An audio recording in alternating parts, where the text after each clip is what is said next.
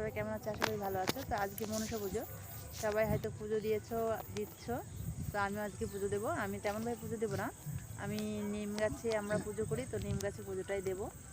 কেননা আমার বাড়ির লোকের শরীর ভালো না, তো আমার স্বামী এখন বাজারে যেতে পারেনি, কিছু আনতে পারেনি, তো আমরা নিম গাছে পুজোটাই দেবো। তো চলো দেখি।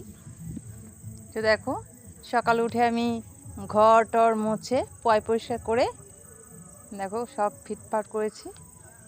অনেক কাজ করতে হয়েছে। পুজো সবাই বুঝতে পারো, সবাই হয়তো করো। তো দেখো,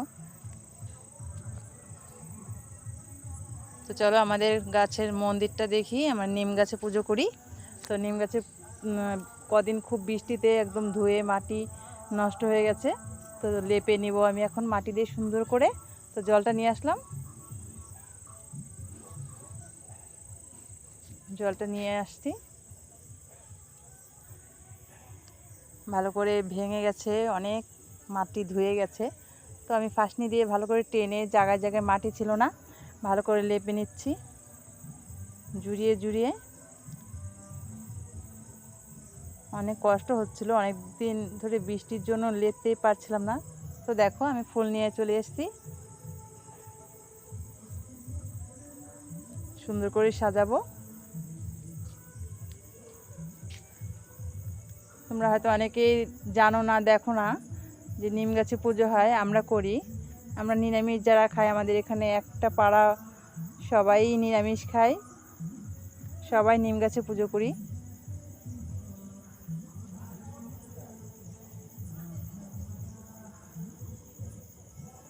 দেখো কত সুন্দর করে সাজিয়েছি।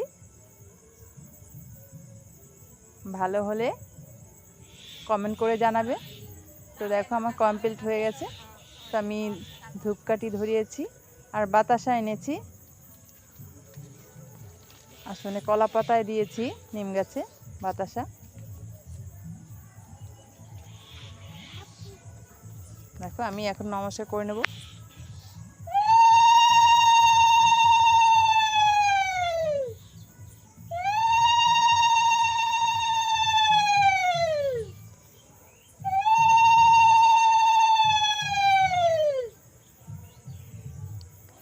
দেখো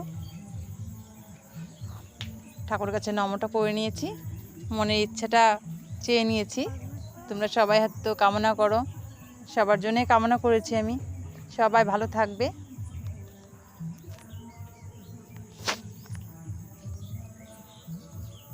আমার ভিডিও ভালো লাগলে লাইক, কমেন্ট, সাবস্ক্রাইব করতে ভুলবে না। আজকে টাটা।